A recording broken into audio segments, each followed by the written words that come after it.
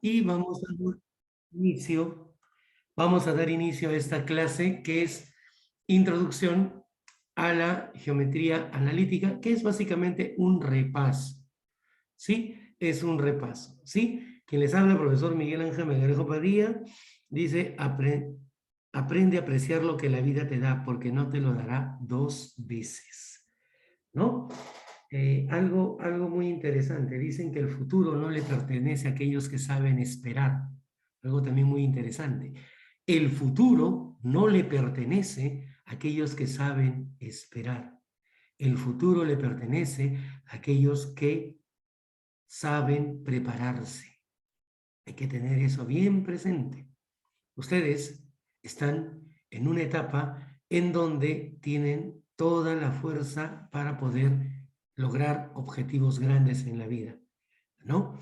Una frase muy terrible, que suelo decir a veces en los estudiantes, y a veces suena muy fuerte cuando lo digo, pero habla de esto. Dice que el ser humano es el único animal que pasa, escucha bien, que pasa la mitad de su vida haciendo infeliz la otra mitad que aún no ha vivido.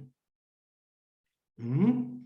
Y esto me hace acordar a mi padre, que solía decirme: estudia, prepárate, la juventud es corta, la vejez es larga.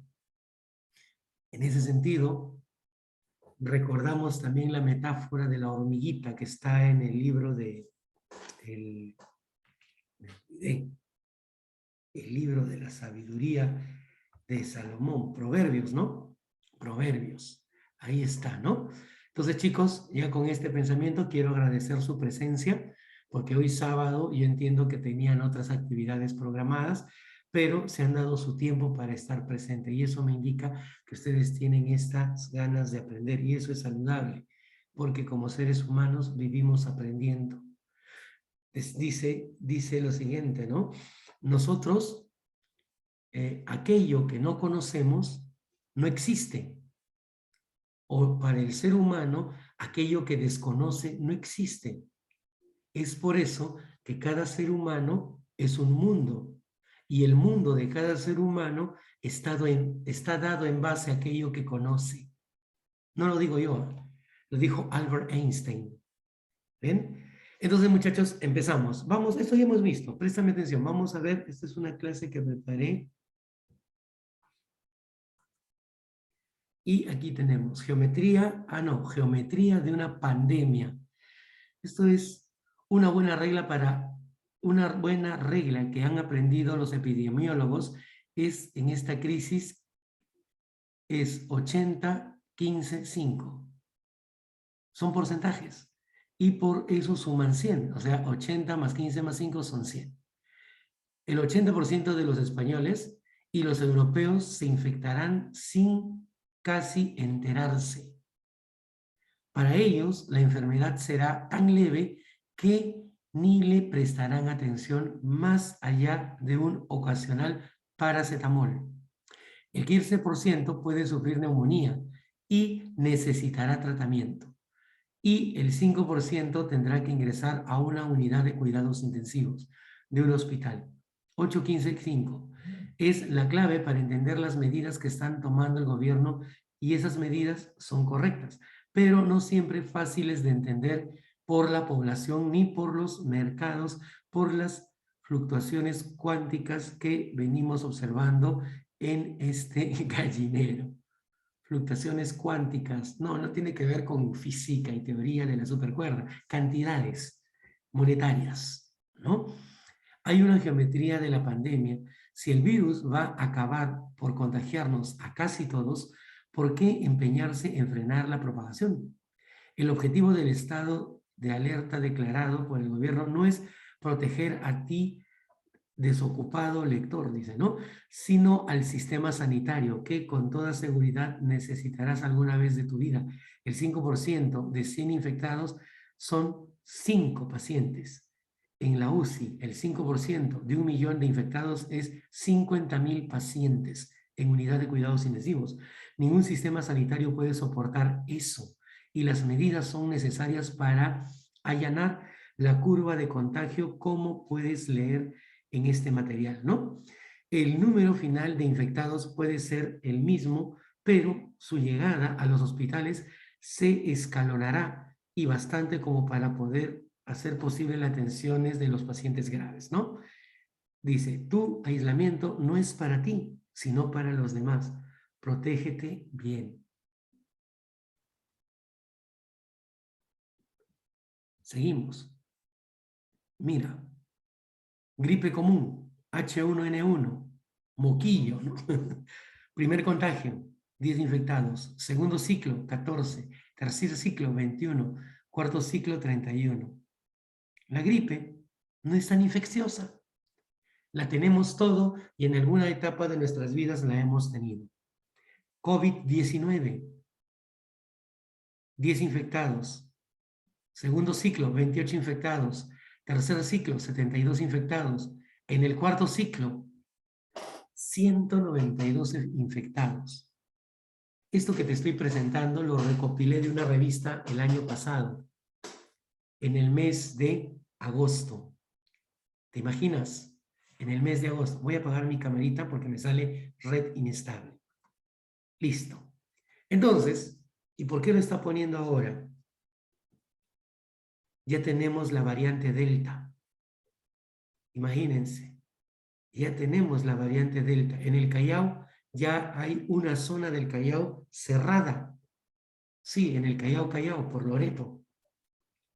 Ya hay una zona donde hay infectados con la variante Delta. Este era el COVID original. La variante Delta es 10 veces más contagiosa.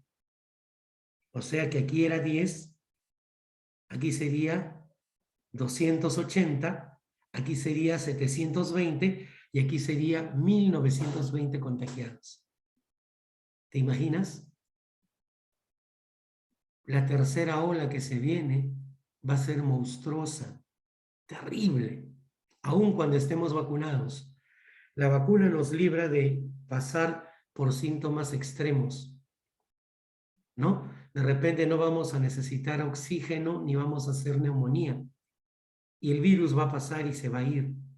Pero para aquellas personas vulnerables o de repente los rebeldes que no quieren vacunarse, las camas UCI no van a haber, ¿no? Y estamos con este problema de reactivación. Es un llamado a la reflexión, esta primera parte de la clase, sobre esta pandemia que estamos viviendo. Yo sinceramente tengo bastante temor, en el sentido de que el próximo año estoy bastante ilusionado con que regresemos a las aulas. Pero hace poco he leído que en Estados Unidos, en Florida y en California, ya regresaron a las aulas. Y hay un 80% de estudiantes infectados con COVID. En California hay 13 docentes muertos por causa del COVID, ¿no? Esos 13 docentes son profesores que rehusaron a vacunarse. Hay un problema de conflicto allá en Estados Unidos respecto a si se vacunan o no se vacunan, ¿no? Y dentro de los estudiantes en la Florida hay 15 estudiantes graves, entubados. Entonces, llegó la presencialidad y no se está midiendo de qué manera nos va a afectar y cuán responsable estamos siendo al guardar esto, ¿no? Y esto es disciplina. Sé que por ahí hay necesidades. No todos tienen la dicha que yo tengo, y digo dichoso porque estoy sentado en mi casa transmitiendo una sesión de clase a ustedes. Quizás porque le hice caso a mi padre cuando me decía, hoy más que nunca, créanme, lo que les digo, se los digo con el corazón en la mano. Hoy más que nunca aprecio esos sermones de mi padre, esos chicotazos de mi madre que me decían, estudia, prepárate. Y les hice caso. Opté por prepararme, por estudiar, por hacer una carrera y mírenme. Tengo un hermano que es ingeniero, trabaja para Claro. También está en su casa. Ha tenido su bebé nació el año pasado, en pleno COVID, mi sobrino. Él ha tenido la dicha de poder disfrutar todo este tiempo con su hijo porque hace trabajo remoto en casa. Tengo un hermano menos dichoso que es médico. Él se ha contagiado ya del COVID, pero ya está vacunado. Menos mal, fue asintomático y no desarrolló la enfermedad, pero es doctor. Tengo una hermana que es doctora que también se contagió con el COVID 2 veces. Ha sido contagiada 2 veces por el COVID, mi hermana. Pero las 2 veces ha pasado como si fuese una simple gripe. No la ha matado, pero eso sí, vivió encerrada, aislada de la familia para evitar contagiar, ¿no? Ahora hace poco estaban emocionados mis papás porque las ha visitado, ya que mis padres ya se vacunaron, ¿no? Pero de todas maneras, guardando la seguridad del caso. ¿Ven? ¿Y a qué va todo esto? Hay que prepararse, chicos. Hay que prepararse. El futuro, y ahora sí escucha, no es de aquellos que saben esperar. El futuro es de aquellos que se saben preparar. Y muchas veces no lo hacemos por voluntad propia, la edad que tienen ustedes. Te estoy diciendo que yo ahora vivo feliz de haber hecho caso a mis padres. Tengo 50 años. ¿Hace cuántos años ya de eso? ¿Se dan cuenta? Entonces, algo que te digo, escucha a tus padres, prepárate, esfuérzate, dedícate, ponle fuerza a todo aquello que es aprender. Descubre aquello que para lo cual Dios te ha dado cualidades y capacidades especiales. Porque créanme, cada uno de ustedes es especial, muy especial, único, exclusivo e incomparable. Y cada uno de ustedes ha sido dotado de cualidades especiales para que cumplan un propósito en este planeta, en esta vida, dadas por un Dios poderoso.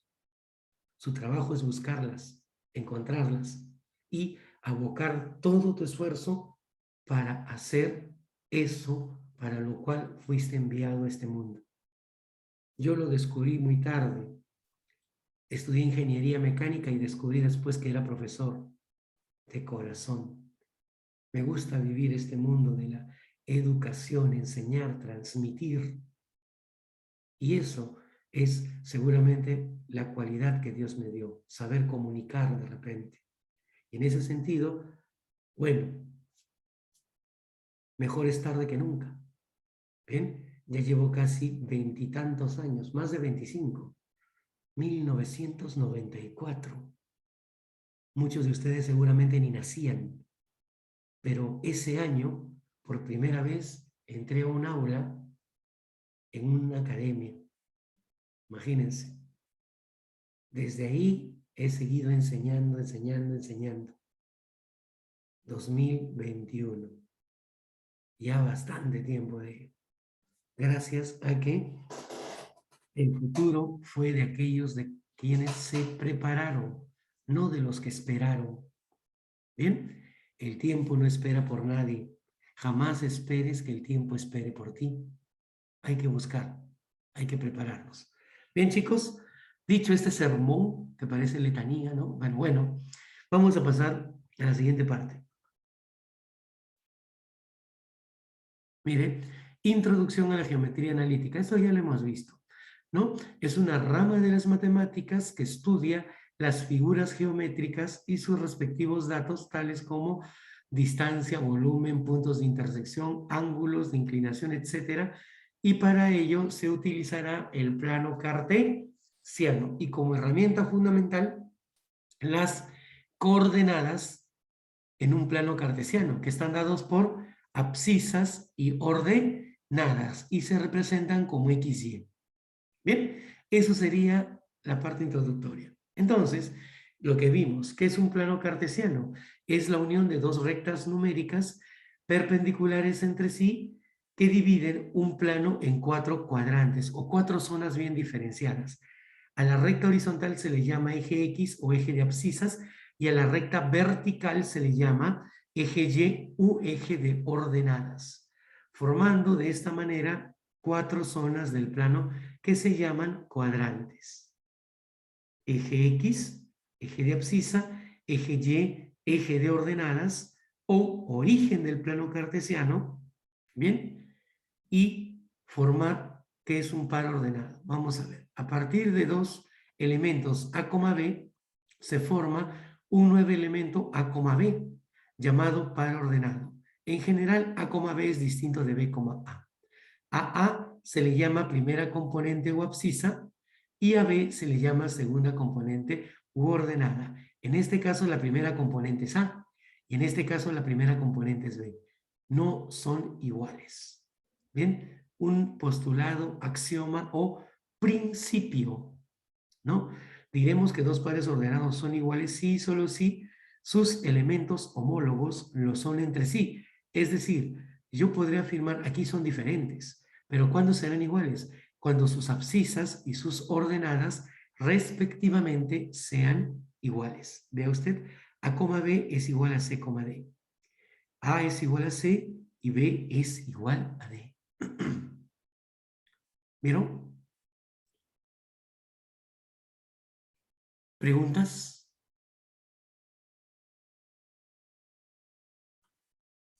¿Preguntas? Muy bien.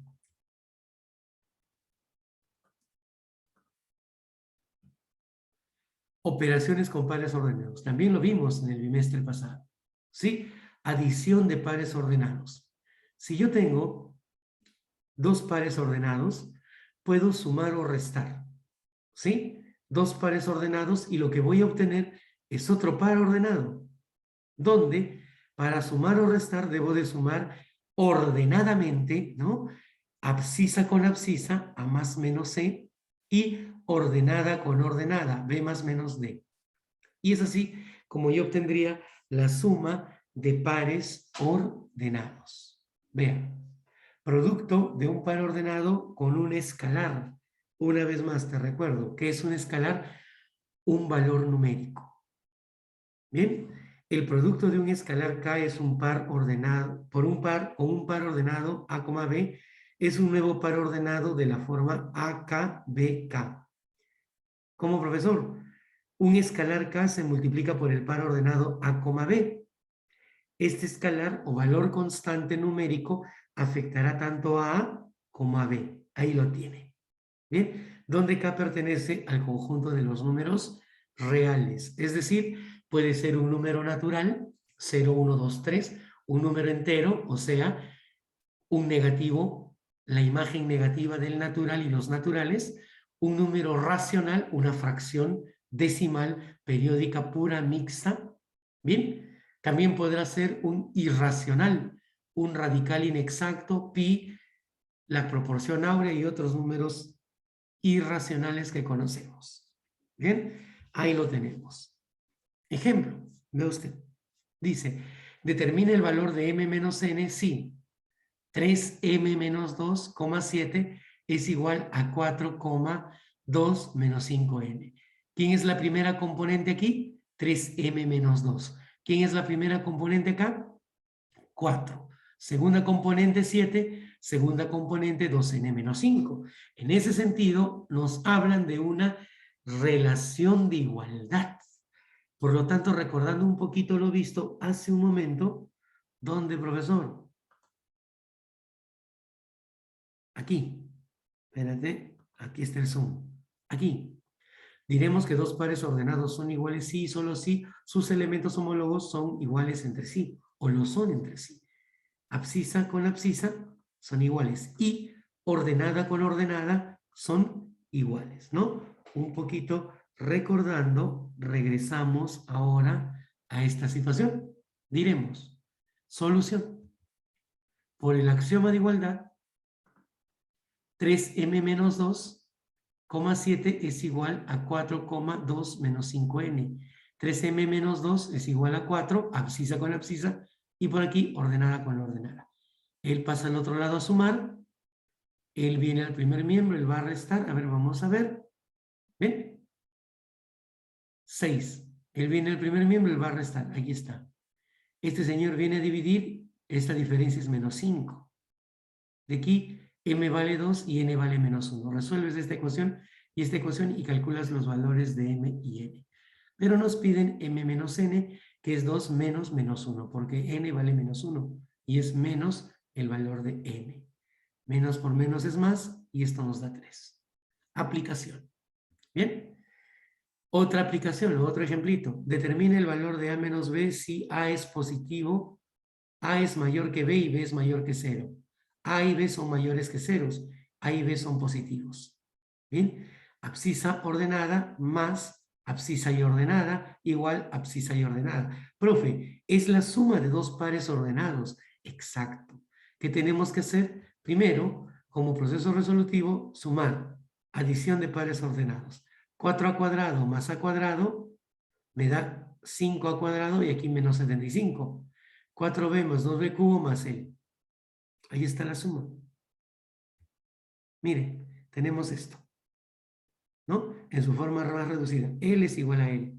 Por lo tanto, aquí deberíamos aplicar el axioma de igualdad, lo cual vamos a verlo en la siguiente pantalla. Mira, igualdad de pares ordenados. Es lo que teníamos. Abscisa con abscisa. Él pasa a sumar, sería 80. Él pasa a dividir, sería 16. Él pasa como raíz cuadrada. A ver, veamos. ¿Bien? A cuadrado es igual a 16. A es raíz de 16. A puede ser 4. Menos 4 también, pero vamos a considerar el valor positivo. ¿Por qué? Porque A considero positivo, porque aquí la raíz de, si él pasa como radical sería más menos raíz de 16, y aquí sería más menos 4. Y el por qué está aquí. Mira, ¿qué me dice? A es mayor que B y B es mayor que 0. Si ambos son mayores que 0, A es mayor que B, pero A y B a la vez son números positivos. ¿Vieron? Es por eso que considero la parte positiva nada más. Ahora, 7 más B cubo es igual a 34. Pasa a restar. 27 ahí pasa como exponente, como raíz cúbica. Aquí sí no hay problema, siempre va a ser la raíz cúbica de 27, 3, y es positiva. A es mayor que B, y cumple. Finalmente, A menos B es lo que me pedían, 4 menos 3, y eso es 1. ¿Bien? ¿Preguntas hasta aquí?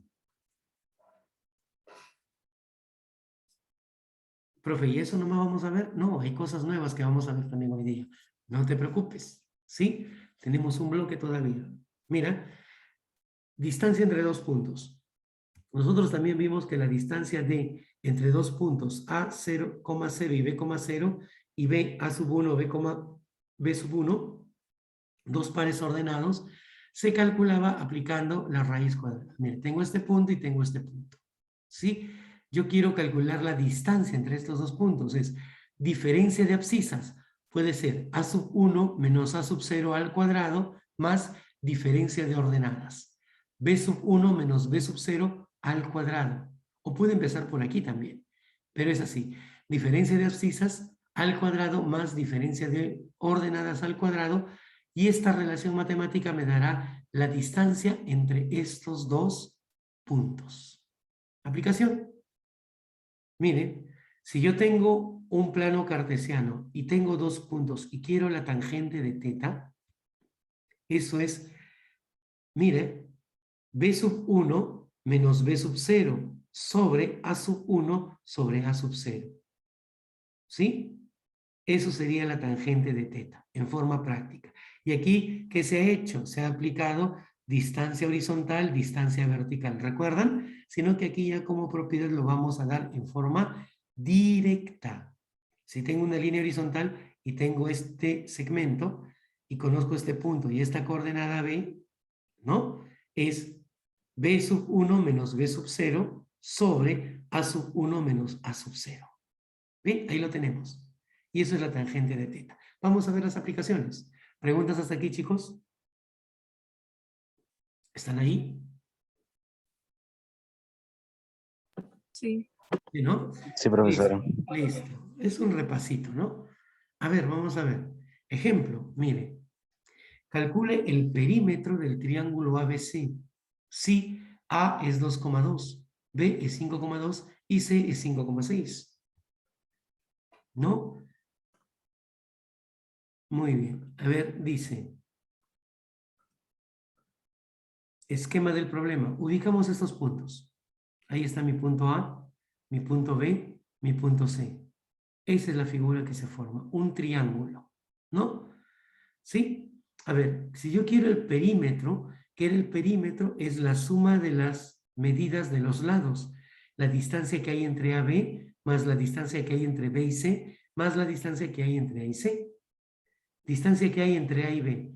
Diferencia de abscisas, 5 y 2. 5 menos 2 al cuadrado. Más diferencia de ordenadas, 2 y 2. 2 menos 2 al cuadrado. Esto sería 3 al cuadrado más 0 al cuadrado, donde obviamente este exponente, él se anula, ¿no? Queda 3 al cuadrado con el índice radical, la distancia entre AB vale 3. Bien, la distancia entre BC, abscisa y abscisa, diferencia de abscisas, 5 menos 5 al cuadrado, más diferencia de ordenadas, 6 menos 2 al cuadrado, L es 0, L es 4, al cuadrado y raíz cuadrada, eso me da 4.